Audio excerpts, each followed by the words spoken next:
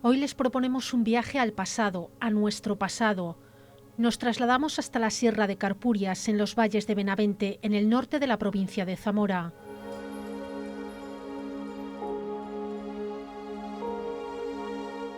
Ocupando parte de los términos municipales de Arrabalde y Villaferrueña se localiza el Castro de las Labradas, en lo más alto de la Sierra de Carpurias, dominando un amplio espacio sobre la vega del río Eria. Se trata del mayor poblado fortificado de la época Astur en la provincia de Zamora. Hablamos de la Edad del Hierro y hasta la romanización.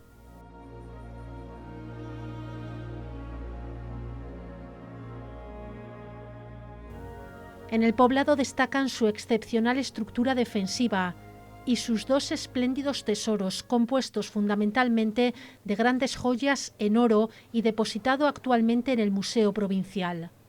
Son probablemente los más ricos de los hallados hasta ahora en la península. Nos acompaña en este viaje Óscar Rodríguez, arqueólogo y presidente de la Asociación Zamora Protohistórica. Estamos en el Castro Las Labradas, que es el término municipal de Arrabalde, y en el paisaje pues estamos en la Sierra de Carpurias, que es un levantamiento montañoso, una sierra que hay aquí en la zona del Ayuntamiento de Arrabalde, en la zona de los valles, y bueno, pues es un conjunto de elevaciones que sobre el terreno tienen un control visual bastante importante. A lo largo de la historia, pues para el asentamiento humano es muy interesante. Y bueno, toda la sierra, en realidad, todos los cerros de la sierra tienen un valor arqueológico muy importante y estamos en el más relevante, podríamos decir, desde el punto de vista de las investigaciones. Pero bueno, los recientes estudios pues están sacando a la luz que todos estos afloramientos tienen pequeños asentamientos de diferentes etapas y bueno, pues es la gran relevancia de este yacimiento, del Castro Las Labradas. Estamos hablando de un poblado habitado, vivido y protegido varios siglos antes de Cristo.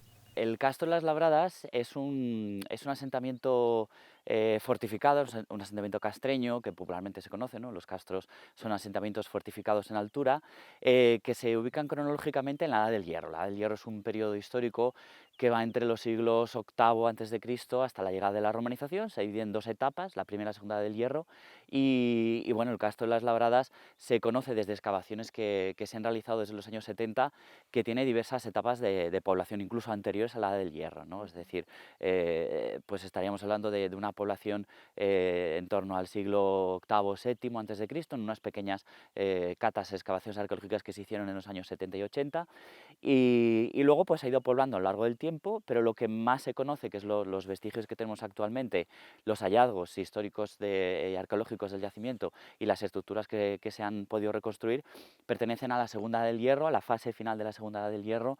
Pues estaríamos hablando entre el siglo II antes de Cristo, más o menos. La romanización sería un poco en ese contexto lo que nosotros vamos a ver, y lo que los visitantes que se acerquen aquí a esta maravilla arqueológica que tenemos en Zamora, pues van a ver, que son restos de estructuras de finales de la Edad del Hierro y casi en contacto con la romanización. También hay alguna estructura medieval que también está señalizada de época posterior, pero principalmente por lo que es relevante a nivel académico y patrimonial, sobre todo por esa última fase de la Edad del Hierro. Nos preguntamos cómo sería la sociedad en esta zona y en aquella época, quiénes y cómo vivían en estas tierras altas. Son sociedades complejas de conocer en su totalidad, porque nos faltan muchos datos de ellas. Lo que conocemos de las sociedades de la Edad del Hierro en la península ibérica, aquí en el noroeste, en España, es sobre todo a partir de los yacimientos arqueológicos, ¿no? Donde vivían. No se conocen de muchos yacimientos de esta zona, de asentamientos de esta zona, no se conocen las necrópolis, entonces, que nos dan mucha información social. A veces estas sociedades no se conocen demasiado cómo era su estructura, si era más jerarquizada o si no, si estaba más organizada o si no. Entonces, bueno, básicamente tenemos que fiarnos de lo que nos dicen las fuentes, ¿no? Entre las fuentes históricas romanas principalmente, pues nos hablan que son sociedades tribales, ¿no? Que se organizaban como clanes y que había una élite guerrera, podríamos decir. sí que conocen la agricultura, aunque son la ganadería, son pastores, recolectores, también conocen la caza y la pesca, claro, y bueno, pues son sociedades que podríamos decir, son sociedades prehistóricas, es decir, no conocen la escritura, hasta que no llega la romanización no conocen ese invento de la sociedad humana, no conocen tampoco la moneda, por ejemplo, el comercio tampoco se sabe mucho hasta qué punto lo dominaban, ¿no? Pero sí que hay ciertos intercambios en pueblos de la meseta, de donde nos encontramos, en este contacto ya entre el noroeste y la meseta, que intercambiaban productos o había ciertas innovaciones culturales en la cerámica, ¿no? Pues, en la orfebrería. Aquí, por ejemplo, en Arrabal en Las Labradas es un ejemplo, ¿no? Como modelos de joyas de orfebrería que no son específicamente originarios de esta zona, pues acaban apareciendo aquí, ¿no? Bien por transporte, comercio o de cualquier otra manera, ¿no? Entonces, pues son sociedades de la prehistoria final que están en un proceso de avance en sus conocimientos y en su civilización, y justo llega la romanización y de golpe pues se introduce un montón de avances importantes, que es lo que estamos viendo en estas últimas fases de los castros de la Edad del Hierro, no solo aquí, sino en muchos otros también de la provincia de Zamora. Del por qué se asientan aquí hay varias teorías, por la altura, el control del territorio. Pues ahí también hay bastante debate, la verdad, porque en realidad nosotros tenemos esa clasificación tipológica de asentamiento, ¿no? Pues es un asentamiento en altura, está fortificado y se defiende, ¿no? Porque al fin y al cabo es lo que nosotros vemos. Pero sí que es cierto que hay un sesgo ahí que nos da el hallazgo arqueológico, el monumento, el asentamiento, porque hay otra serie de asentamientos que no conocemos que no han dejado testimonio en el territorio, ¿no? Es decir, puede ser que alrededor de estos asentamientos en altura comunidades, pequeñas familias o comunidades asociadas a la gente que pudiera vivir aquí, estuviera viviendo en llano, en pequeñas granjas o en factorías o cerca de los ríos, y no sabemos nada de ellos porque sus restos arqueológicos se han perdido, eran mucho más inestables o precarios y no los conocemos. Entonces lo que nos ha quedado es lo que ha sido monumental, lo que ya en su época era monumental, lo que es duradero, lo que ha perdurado en el tiempo, y tenemos como esa imagen de que siempre vivían en altura, ¿no? Entonces al final parece como que se ha generado esta corriente historiográfica de que solo vivían aquí, ¿no? Pero eso no responde a por qué elegían esto, ¿no? Entonces, ¿por qué parte de esa sociedad elegía un lugar en altura? Pues porque es verdad que ofrece beneficios, pero también ofrece dificultades, como es, por ejemplo, el agua, ¿no? El aportar agua a un sitio elevado es una dificultad que nos encontramos siempre en todos los yacimientos en altura. Principalmente tiene que ver con el control del territorio, no tanto con la defensa, de defenderse de los atacantes, que también, sino con el control del territorio, es decir, con el ver desde la altura todo el territorio al que puedas acceder, porque desde nuestra perspectiva global, que lo conocemos todo, a veces no nos damos cuenta de que estas personas probablemente solo conocían aquello que veían al alcance. Entonces, el estar en una altura como la que estamos en la Sierra de Carpurias y ver todo este valle que vemos, tanto al sur como al norte, para ellos era su universo, era su mapa, entonces era una manera de saber dónde estaban en el territorio, ¿no? Les ofrece defensa, por supuesto, pero y también lo que ofrece es una idea de identidad, de comunidad, ¿no? Es decir, este es el sitio donde vivimos en contraste con todo el territorio, todo el paisaje, ¿no? Hay muchas explicaciones de por qué elegían estas zonas en altura, pero en principio yo creo que esa es la que más a la que más nos podemos alinear, por así decir. Lo primero que llama nuestra atención al subir al castro son las imponentes murallas. Lo que estamos viendo aquí es la restauración que se hizo, si no me falla la memoria, en los finales de los años 90, de las estructuras defensivas del Castro Las Labradas. El Castro Las Labradas ha sido muy importante, muy muy importante a nivel arqueológico, inicialmente desde el punto de vista de los hallazgos materiales, ¿no? Porque se encontraron aquí dos tesoros que bueno, pues son muy importantes, ¿no? Pero es verdad que desde hace unos 20 años se ha puesto énfasis no en los objetos, sino en las estructuras, y resultado de ello, de ese nuevo enfoque en las estructuras, en el estudio de las estructuras, es lo que vemos, ¿no? Entonces es un yacimiento grande en extensión, son unas 23 hectáreas el recinto principal, y está totalmente defendido por elementos naturales o por elementos antrópicos que ha hecho el ser humano, ¿no? Y lo que tenemos aquí forma parte de esa estructura antrópica, de una muralla. En concreto es en la zona oriental del yacimiento, occidental, perdón, en la zona occidental del yacimiento. Es una muralla ya compleja desde el punto de vista tecnológico, es un murallón, es una gran estructura, un gran avance arquitectónico para estas sociedades y que probablemente o bien vino a reforzar una estructura anterior o bien se construyó ya en esos años últimos de la Edad del Hierro, en el que a lo mejor la conflictividad o bien con otros pueblos prerromanos o bien con la romanización hacía obligatorio este tipo de construcciones, ¿no? Las murallas normalmente de los castros de la Edad del Hierro son bastante más precarias generalmente, pero aparte de sus dimensiones, de su extensión, de su longitud, que es muy grande, es probablemente la más grande que hay en Zamora sin lugar a dudas, y de las más grandes que hay en toda la cultura castreña del noroeste, es decir, es un castro muy potente en ese sentido. En general es una muralla importante y que además tiene también una gemela, un tramo gemelo al otro lado del yacimiento, cuyo acceso también es importante. Esta es una de las puertas de acceso, está restaurada. Se construían 2 muros y se rellenaban en su interior. Atravesamos las puertas y accedemos al Castro de las Labradas. Tiene carteles para ir conociendo los restos que podemos observar, aunque también se pueden cerrar visitas guiadas para conocer con más detalle estos vestigios. Justo en el otro extremo hay más detalles interesantes. Es un punto clave del cerro porque es donde se encuentra otro de los accesos al asentamiento. Y es importante tanto desde el punto de vista del monumento, de lo que podemos ver aquí, que es otro lienzo de la muralla reconstruido, como que podemos acercarnos a la ruina de la muralla tal y como ha pasado el tiempo, como los milenios la han dejado, ¿no?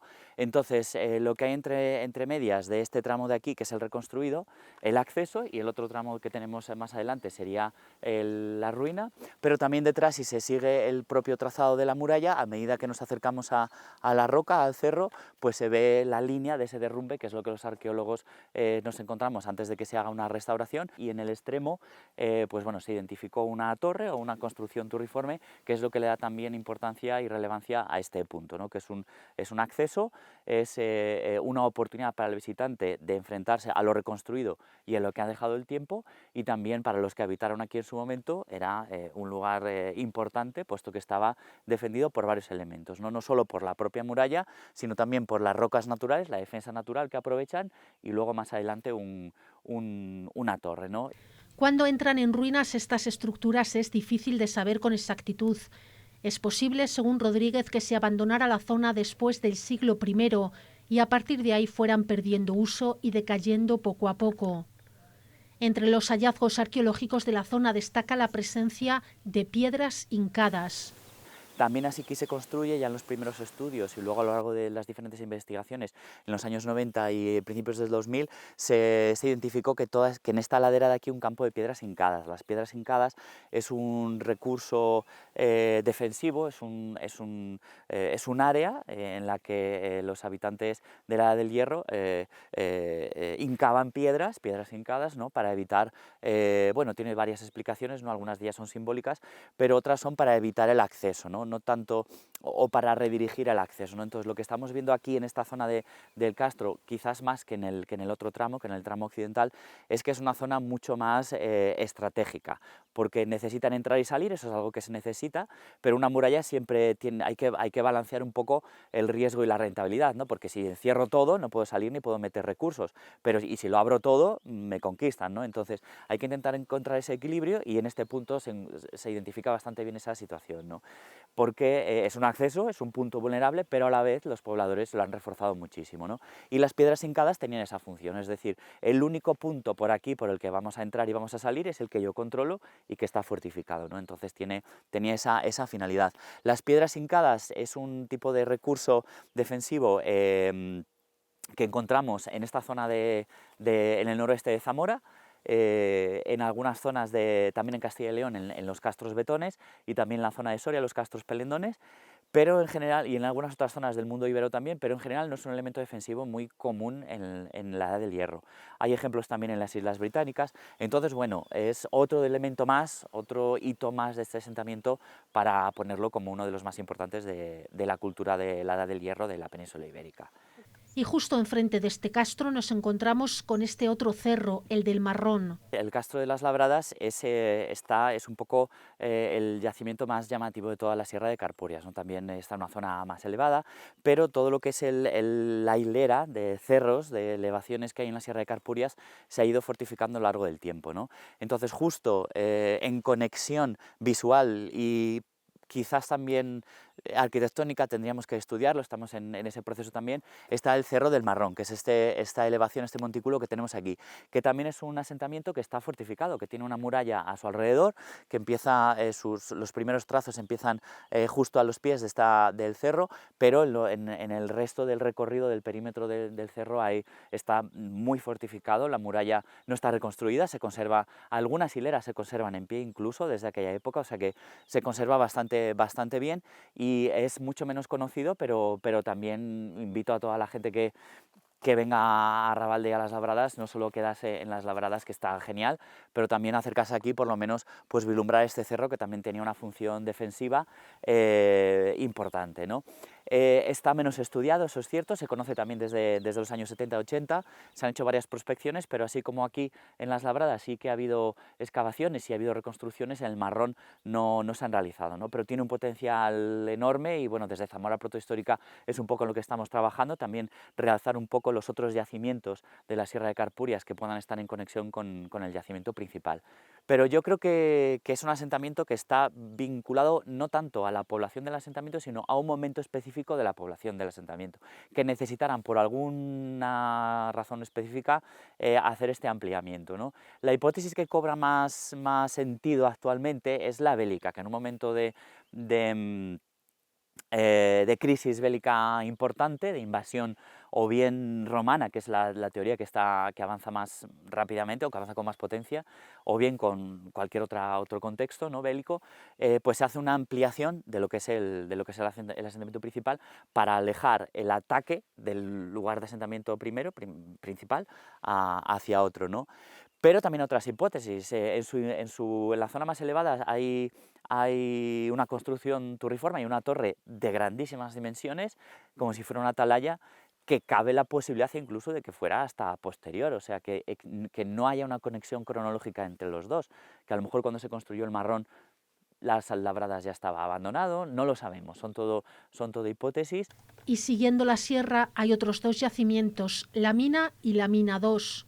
Y son también asentamientos fortificados. Tienen una construcción, una tecnología muy parecida también a la del Marrón, unas murallas muy parecidas a las del Marrón, y que son yacimientos que no estaban catalogados, son yacimientos que no estaban inventariados como sí estaba tanto el Marrón como las Labradas, y que fueron descubiertos hace unos 5, 6, 7 años por el equipo de José Miguel Hierro.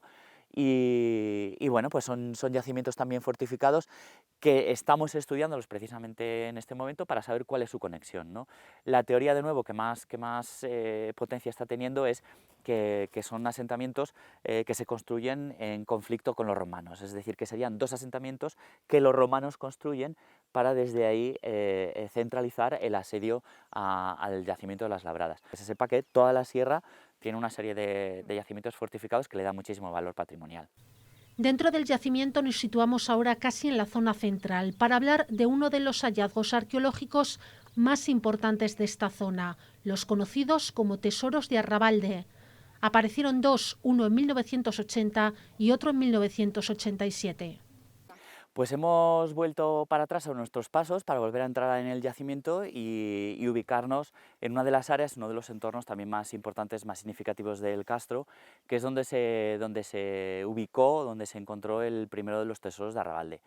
Entonces, la verdad que tanto este paraje como el propio tesoro nos ofrece muchas posibilidades a nivel académico, pero también a nivel de conocimiento de esas sociedades y de cómo tratar el patrimonio, ¿no? Entonces, bueno, aquí hubo un hallazgo casual en un momento previo incluso al desarrollo de la legislación de protección del patrimonio y, bueno, se encontró un tesoro. Los tesoros o tesorillos, generalmente en esta época, la Edad del Hierro, son acumulaciones de piezas de oro y de plata que en momentos específicos, o bien rituales, o bien momentos de crisis específicas, como es el caso de esta ocultación, en ocasiones también se le suele llamar ocultación, pues se esconden, ¿no? Entonces, en el contexto de las guerras asturcántabras, de entre el 27 antes de Cristo, más o menos, 14, pues ahí nos encontramos con la ocultación de este tesorillo, ¿no?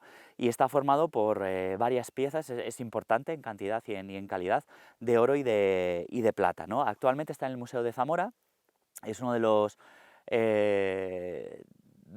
hitos arqueológicos más importantes, si no el más importante quizás, de la provincia de Zamora, muy conocido también a nivel nacional, porque son muy poco casuales los hallazgos de este tipo, ¿no? Son muy valiosos tanto por la propia pieza en sí, el material con el que está hecho, pero también la ornamentación que tiene, lo decorados que están, ¿no? Son brazaletes, son torques, que era una especie de colgante que iba al cuello, brazaletes, pendientes, también hay cuencos hechos en plata, entonces, pues bueno, es una ocultación interesante, muy importante. Se asocia al contexto de las guerras asturcántabras, hay un momento bélico y las poblaciones de esta zona pues, esconden sus bienes, ¿no? Tipológicamente se le conoce o se asocia su corriente, su estilo, por así decir, con la orfebrería celtibérica, ¿no? Entonces, aquí ya nos está hablando pues, un poco de lo que decíamos antes también, esas relaciones culturales o comerciales o sociales de algún tipo con otros pobladores de la zona. Aunque de ellos hablaremos más extensamente en otro momento. Más allá de la importancia del tesoro, en el resto del castro se pueden apreciar otras partes del antiguo asentamiento. Bueno, pues estamos en una zona más interna del asentamiento, y entonces aquí de lo que podemos hablar es de cómo estaba organizado el hábitat interno, lo que sabemos de cómo estaba organizado el hábitat interno. Entonces vamos a empezar un poco desde lo que vemos, desde la superficie, a lo que intuimos que está bajo la superficie, ¿no? Entonces ya en los primeros estudios que se hacen del asentamiento se van descubriendo una serie de estructuras en superficie, entonces todo el cerro está plagado de amontonamientos, de ruinas de construcciones que, bueno, pueden ser etnográficas o pueden ser históricas, ¿no? Pero bueno, hablan un poco de la historia del propio asentamiento, ¿no? Y a medida que va pasando el tiempo, esas estructuras se van identificando, se les va dando una tipología, se les va clasificando, se les va estudiando, y diversos estudios a lo largo del tiempo, sobre todo a partir de los años 90, pues bueno, Jesús Misiego, Julio del Olmo, que van haciendo estudios en el yacimiento, también con fotografía aérea, pues van identificando algunas de esas estructuras, ¿no? Entonces, en la parte central del asentamiento, y está señalizado, tiene cartelería, así que también al visitante le puede ayudar a organizar, que es todo lo que puede ver en el yacimiento. En esta zona central del asentamiento pues hay tres unidades estructurales, podríamos decir. La más importante o la más visible, que está señalizada, es la que se conoce como Casa del Jefe, que es un nombre local, un toponimio local que se le ha dado, que es una estructura ya cuadrangular, es decir, asociada a la fase romana del asentamiento, del siglo I, segundo después de Cristo probablemente, y va asociada también, es un edificio rectangular que tiene como dos estancias, y tradicionalmente se la ha conocido como Casa del Jefe y Campo de Deportes o Campo de Deporte. Bueno, es una gran estructura, es una estructura bastante grande y, bueno, asociada a la fase romana.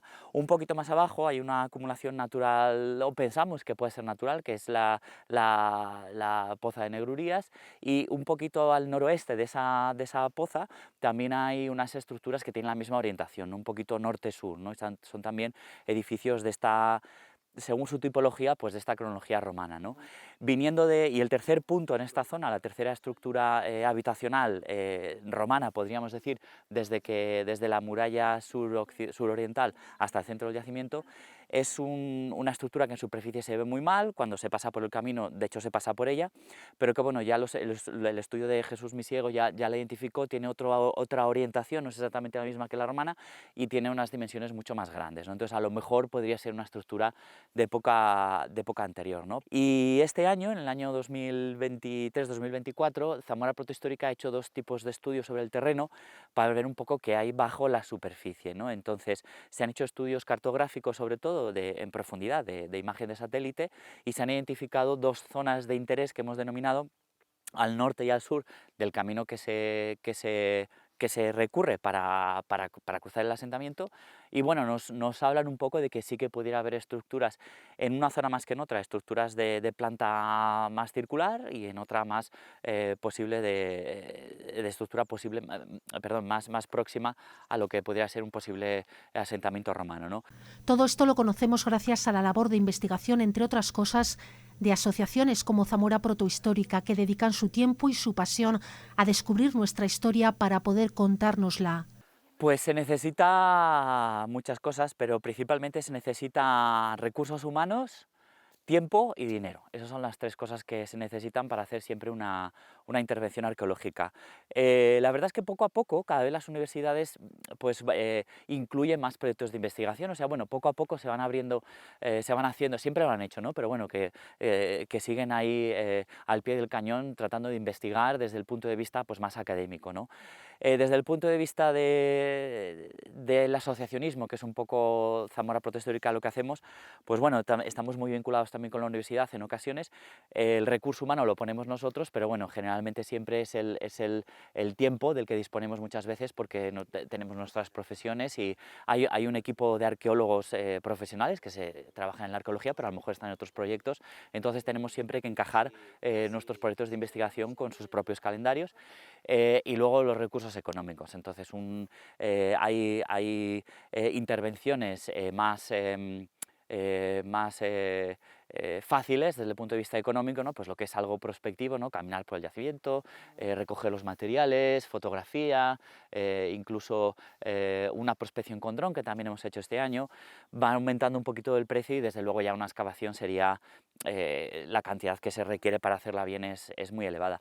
Y luego eso sería un poco lo estándar y luego lo que cada yacimiento aportaría o exigiría para su investigación. En este caso estamos en un yacimiento grande, muy grande y que ofrece muchas posibilidades, pero también esas posibilidades a veces te limitan a la hora de encontrar recursos, ¿no?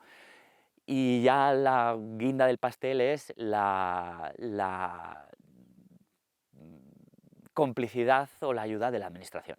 Eso sobre todo, ¿no? Pues que desde las administraciones locales, pues una corporación municipal comprometida con su patrimonio, desde luego que es lo más importante. Nosotros en Zamora Protohistórica nos hemos encontrado con proyectos que salen adelante gracias a que son los ayuntamientos, como es en este caso, los primeros que quieren potenciar su patrimonio, y otros en los que nosotros, por mucho que potenciemos, no hay respuesta, ¿no? Y luego hay pues ya el nivel administrativo en España, pues ayuda hasta donde se pueda alcanzar, ¿no? Desde la Diputación hasta la Junta de Castilla y León, que arrimar el hombro en estos proyectos, que hay que decir que en cierto modo Las Labradas es un yacimiento querido o bien tratado por la administración a lo largo del tiempo, ¿no? En comparación con muchos otros yacimientos de la provincia de Zamora.